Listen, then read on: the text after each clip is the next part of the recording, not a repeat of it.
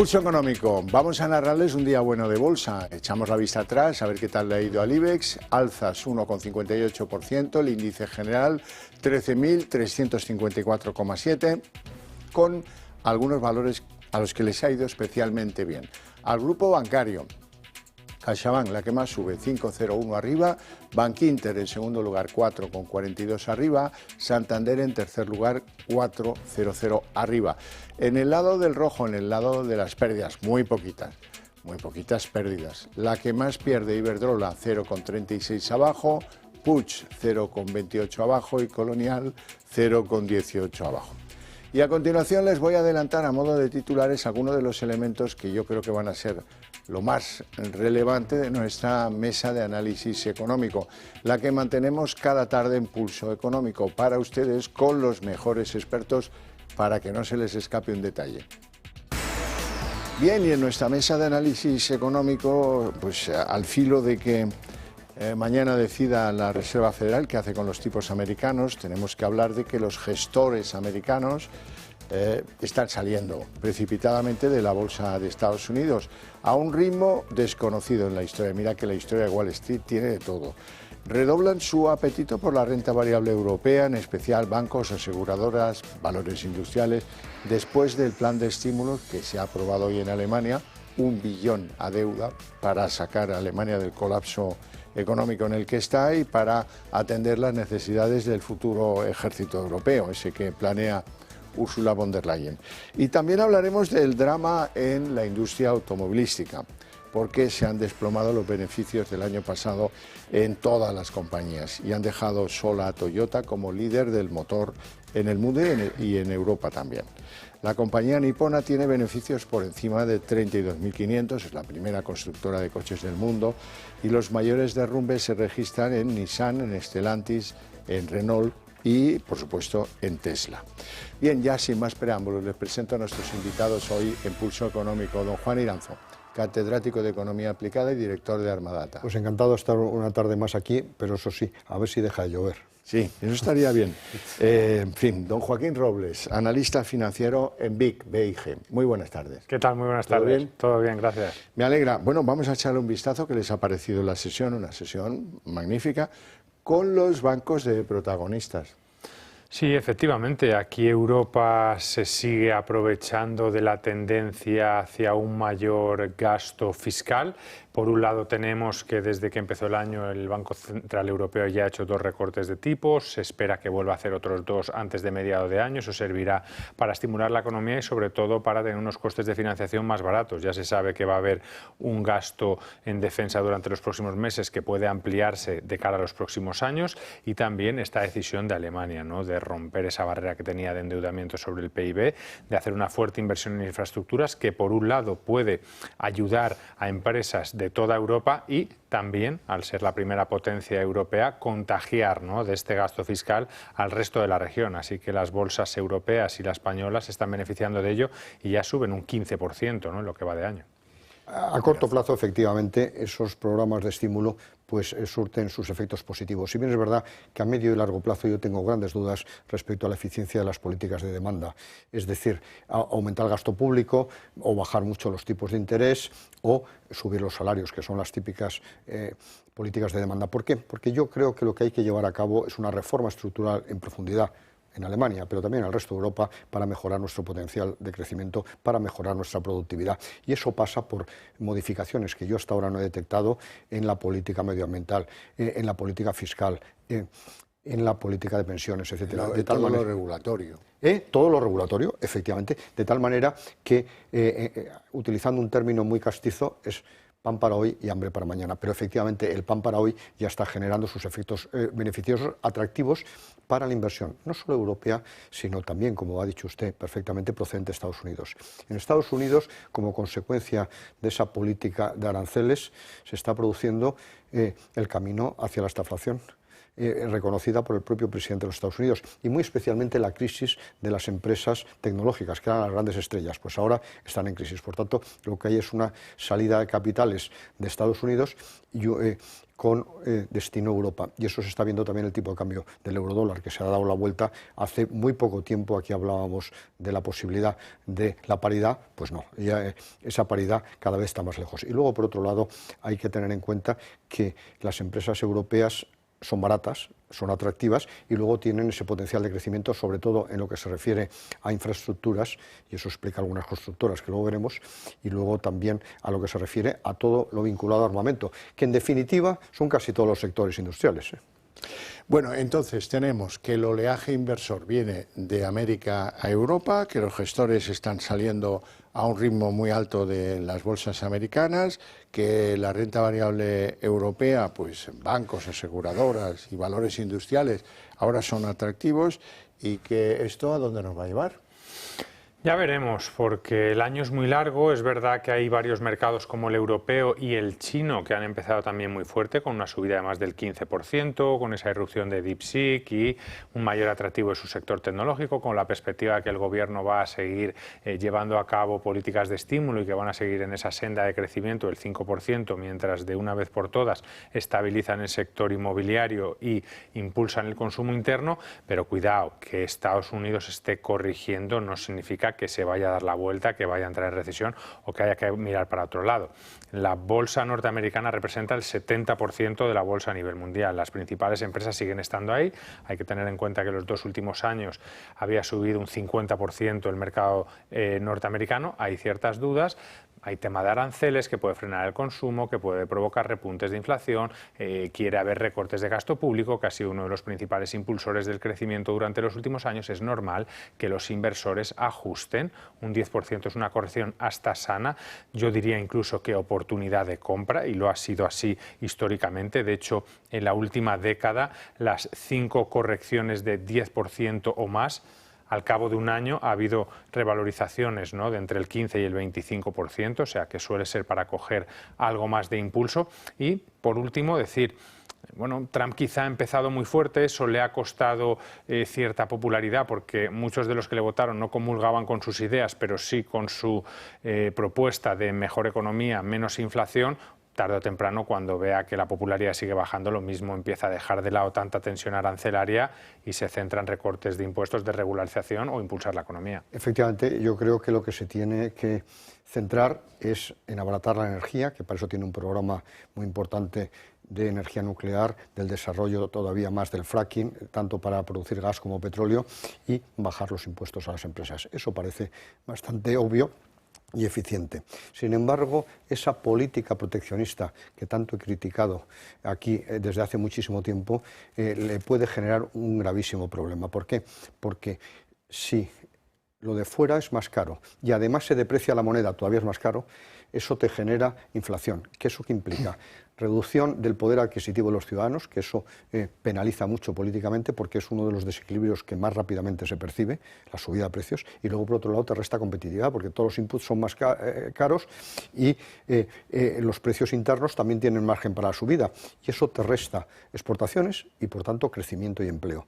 Y en este sentido, yo sí que creo que va a haber inflación, estoy seguro que la Reserva Federal también, que los analistas así lo ratifican, pero hace un mes el consenso era que la Reserva Federal, en contra del Banco Central Europeo, solo iba a realizar una baja de tipos a lo largo del año. Ahora ya se habla de 3. No porque no vaya a haber inflación, que la va a haber, sino porque consideran que la economía norteamericana, por ese estrangulamiento que pueden provocar los aranceles, puede sufrir enormemente en lo que se refiere al crecimiento. Bueno, en Europa, en este lado del Atlántico, pues resulta que en la eurozona ha cambiado el escenario de estar preocupados porque la inflación era alta, estamos ya preocupados solo por un tema, que es el crecimiento sigue siendo muy bajo. Hombre, efectivamente, es que hay que tener en cuenta que Alemania, la locomotora tradicional de Europa, ha tenido 2 años de recesión. un crecimiento del menos 0,3% en el año 23 y del menos 0,2% había mejorado en el año 24. Y se esperaba que este año también pudiera estar casi en crecimiento plano. De tal manera que estas políticas de estímulo, vuelvo a repetir, creo que a corto plazo pueden surtir efecto, pero a mí me preocupa enormemente esa política de sobreendeudamiento que va a acometer el país que hasta ahora era guardián de la ortodoxia fiscal. A mí me preocupa que ese guardián, que deja de serlo, bueno, pues mire para otra parte y en Europa en general sigamos endeudándonos. Y eso nos puede crear un problema de colocación de deuda y, por tanto, de precios de la deuda significativo que hasta ahora no se está teniendo suficientemente en cuenta. Joaquín. Sí, además puede haber un cambio de paradigma, porque el bono a 10 años alemán siempre era denominado el activo libre de riesgo y el activo sobre el que se tomaba de referencia para calcular el resto de primas de riesgo de los países europeos. Puede que las primas se mantengan, pero al subir la rentabilidad que van a exigir los inversores, porque tú te estás endeudando más como país, pues también haga que suban el resto de rentabilidades de los países europeos. Y esto al BCE le deja también en una situación delicada, ¿no? Ellos quieren seguir recortando los tipos de interés, primero para estimular la economía y porque sabe lo que se les viene encima, que es mucho dinero que van a tener que financiar, y parece que lo quieren llevar, ¿no?, al 2% la tasa de depósito de cara a mediados de año y a partir de ahí quizá pausar. Eso sería un recorte en abril, otro recorte en el mes de junio. De momento es verdad que la inflación, que es su principal métrica que tienen que controlar, les está acompañando en el sentido de que está en el 2,5%, muy cerca del 2%, y que esperan que la de servicios, que hasta ahora era una de las que más estaba presionando al alza, siga moderándose. Vamos a ver las tripas de un fenómeno. Ya saben ustedes que terminaron los descuentos de IVA en la electricidad, en el gas, en algunos consumos considerados comunes y básicos de todos los ciudadanos. Hoy lo que les podemos contar es que la subida del IVA explica casi un cuarto, casi un 25% de la inflación. De no haberse retirado las medidas tributarias de rebajar ese IVA, consecuencia de la guerra en Ucrania, el IPC pues habría aumentado 7 décimas menos. Estaríamos, por ejemplo, en España en el 2,3 en lugar de en el 3. Pues efectivamente, este es un ejemplo clarísimo de que los impuestos penalizan la renta disponible y, por tanto, el poder adquisitivo de consumo y de ahorro de los ciudadanos por dos vías. Una, por el propio impuesto que tienes que pagar, que además, con los niveles actuales, llegamos a la conclusión que los impuestos actualmente en España son confiscatorios, porque tienes que dedicar más de medio año, hasta el 30 de julio, para pagar impuestos, trabajar para pagar impuestos hasta el 30 de julio. Por tanto, son confiscatorios por esa vía, pero también lo son por la vía de la inflación. Te generan inflación, eso aumenta la recaudación, pero también te reduce el poder adquisitivo. Efectivamente, la inflación en España en este momento podía estar perfectamente del 2,3% si no se hubieran, no eliminado, sino no elevado nuevamente los tipos del IVA, que lógicamente para productos esenciales tenía que estar en los niveles reducidos, no en los que se ha establecido. De tal manera que pone de manifiesto una vez más la perversidad y las distorsiones que generan los impuestos para la inversión y para el ciudadano. Joaquín. Sí, pero al final sabemos, ¿no?, en el entorno en el que vivimos, unos países cada vez más endeudados que les cuesta controlar el déficit y que obviamente pueden subvencionar, ¿no?, ciertas partidas, pero por un tiempo limitado, y en algún momento, bueno, pues tienen que volver a exigir el pago. Y también lo hemos visto, ¿no?, este fenómeno durante los últimos años, cómo la inflación poco a poco iba cayendo, parecía que iba directo a ese 2%, pero cuando ya nos acercábamos, los distintos países iban pues eliminando, ¿no?, ciertos subsidios para mitigar esos altos costos que trajo consigo la inflación, y veíamos esos repuntes puntuales que muchas veces explicábamos precisamente por esto, ¿no?, porque ya se estaban acabando los programas y eso provocaba repuntes en los precios. Pero Joaquín, yo creo que nos estamos acostumbrando, y yo me niego a que nos acostumbremos, a pensar que el sector público no puede ser austero, no puede ahorrar. Aquí lo hemos dicho en infinidad de ocasiones. Solo en el caso del presupuesto español, según el Instituto de Estudios Económicos, se pueden ahorrar un mínimo de 60.000 millones, el 14% del presupuesto. Por tanto, no pensemos siempre en intentar aumentar los ingresos para compensar unos gastos crecientes. No, lo que hay es que reducir el gasto. Y en este sentido tenemos una cultura europea en general enormemente perversa. ¿Quién pretenden que financie los gastos de defensa? la deuda y la flexibilización de las reglas fiscales, que es deuda interna, y la otra deuda mutualizada. A mí me preocupa enormemente ese concepto que se ha ido acuñando en Europa, que los gastos no se pueden reducir. Y claro que se pueden reducir. Bueno, ¿y de qué manera? Vamos con un nombre propio, Acciona. Da la casualidad de que la constructora sube en lo que llevamos de año un 13%, sin embargo, Acciona Energía, que es un split de lo que fue Acciona, que se dedica a las energías renovables, esos están al pairo, están en los mismos niveles de cómo empezaron el año. Sí, aquí hay varios factores. Yo creo que el primero de ellos es uno que le ha estado penalizando durante los últimos años y es el progresivo recorte de los tipos de interés. Este tipo de sectores es muy intensivo en cuanto a capital. Para desarrollar estas grandes infraestructuras suele necesitar, ¿no?, de financiación, por lo que si la financiación se abarata, los márgenes de beneficio también aumentan.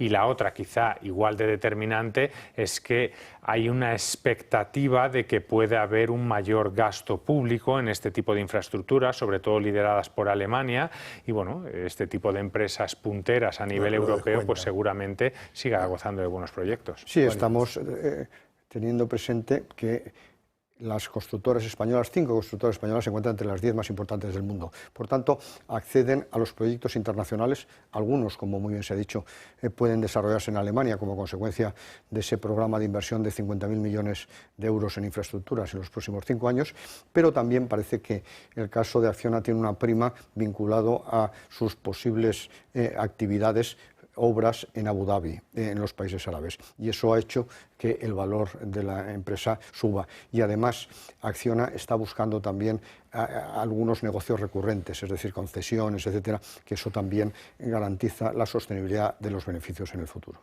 Bueno, y ahora me van a permitir ustedes que les dé un consejito. Presentamos el fondo Metafinanzas. Creado en 2017, se sitúa el primero en el ranking de expansión. En los últimos años ha conseguido un aumento sustancial de su rentabilidad y en lo que llevamos del 2025 ya alcanza el 17,1%. La filosofía de inversión incluye sectores como bancos, aseguradoras y gestión de patrimonio, entre otros. Para más información, metagestión.com, una de las gestoras independientes más antiguas de España. Y seguro que los que nos veis desde casa os preguntáis qué es lo que sucede en la banca, por qué la banca se ha disparado hoy en bolsa. CaixaBank 5, Bankinter 4, Santander 4. Joaquín.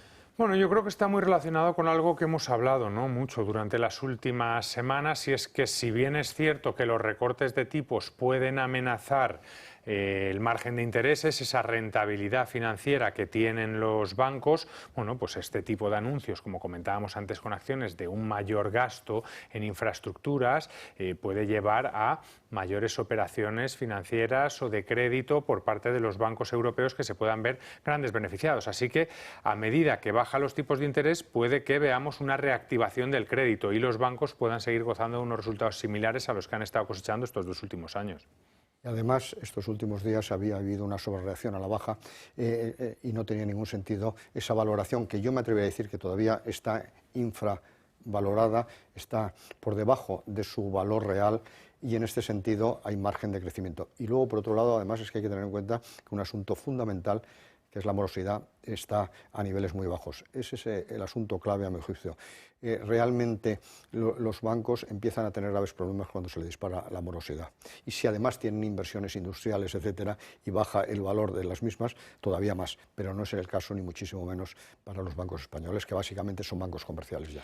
Bueno, en Europa a veces las dificultades nos las pone el poder político. Este es el caso, a mi modo de ver, de lo que va a suceder si alguien no lo remedia, que espero que sí, en octubre, con las decisiones para imponer el euro digital. Hoy el gobernador del Banco de España, José Luis Escrivá, hablaba de ello, él está contentísimo. Yo creo que en esta perspectiva de necesidad de reforzar la autonomía estratégica de Europa es esencial que exista un proyecto europeo claro e identificado para, aprovechándose de nuevas tecnologías como puede ser la tokenización o pueden ser todo lo que tiene que ver con la digitalización, reforcemos el proyecto del euro y lo hagamos, entre otras cosas, con lo que voy a hablar aquí hoy, que es el proyecto del euro digital. Pero eso implica que alguien tomara decisiones por mí sobre mi ahorro, ese que me ha costado tanto tener. Sí, efectivamente. Yo he defendido aquí enormemente el dinero en efectivo, el líquido, porque es el que de verdad te da auténtica libertad y es el que nadie te controla. Pero además, que decidan en qué debes invertir, a mí me preocupa enormemente. ¿Por qué? Porque estamos viviendo un creciente intervencionismo y eso es una regulación intervencionista del libro. Estamos viendo como hoy la señora Montero ha anunciado que aquellas empresas de cualquier tamaño que no admiten pago con tarjetas, que normalmente son pequeños comercios, pues van a ser inspeccionados, etcétera. Se trata de controlarnos y este es un mecanismo bastante eficiente de dirigir nuestros ahorros y además controlarnos.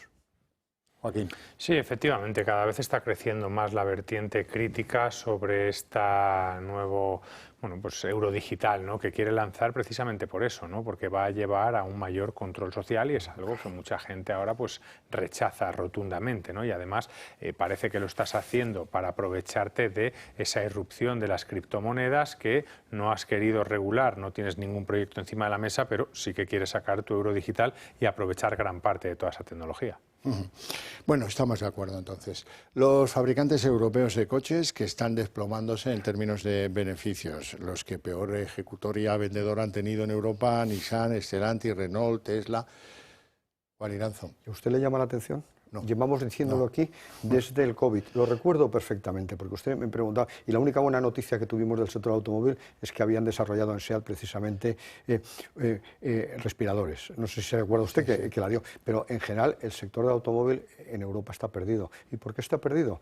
Porque en primer lugar hemos decidido suicidarnos colectivamente. No tiene el más mínimo sentido que con la eficiencia que había adquirido el motor de combustión en Europa, una eficiencia enorme, apenas contaminante, etcétera, hayamos decidido establecer una fecha caducida, el 2035. Eso ha generado ya enormes distorsiones en el sector.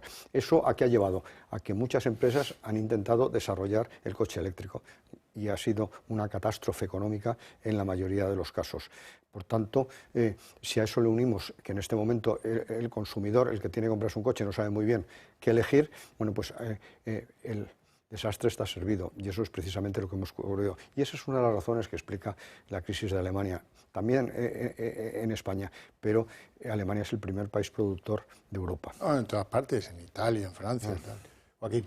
Sí, comparto con Juan el planteamiento. El mayor problema ha sido ese desafío, ¿no?, de las políticas verdes, de todo el tema de las emisiones, cómo lo han gestionado, y luego también la irrupción de la competencia de China, ¿no?, que ha empezado a ofrecer vehículos eléctricos un 30, un 40 y un 50% más barato que los que venden en Europa. Y al final el usuario lo que dice es, pues la verdad que va muy bien y no me importa, ¿no?, tener uno u otro si es a este nivel de precio, ¿no? De hecho, bueno, está por ver si van a poder seguir vendiendo a esos precios, pero obviamente es una potencial amenaza.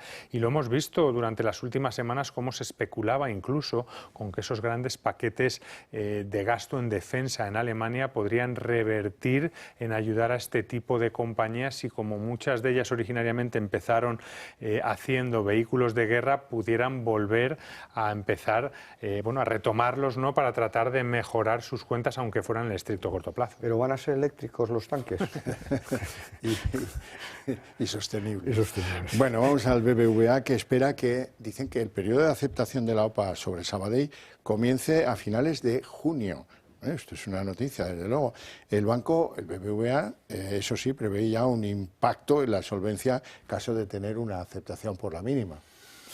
Vamos a ver qué es lo que ocurre. Parece que el último escollo es la Comisión Nacional del Mercado de la Competencia. Ya todos los reguladores, incluido el BCE, donde operan ambos bancos, la han aprobado. En principio debería aprobarla. El último escollo podría ser el Gobierno, que se reserva ese derecho de veto, y sabemos que esta operación tiene tintes políticos y podría verse presionada, ya no sé si para cancelarla, pero desde luego sí para retrasarla mucho.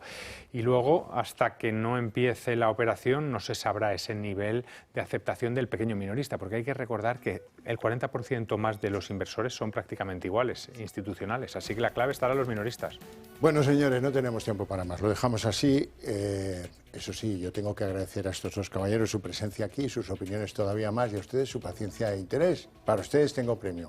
A la vuelta de publicidad, la redacción abierta.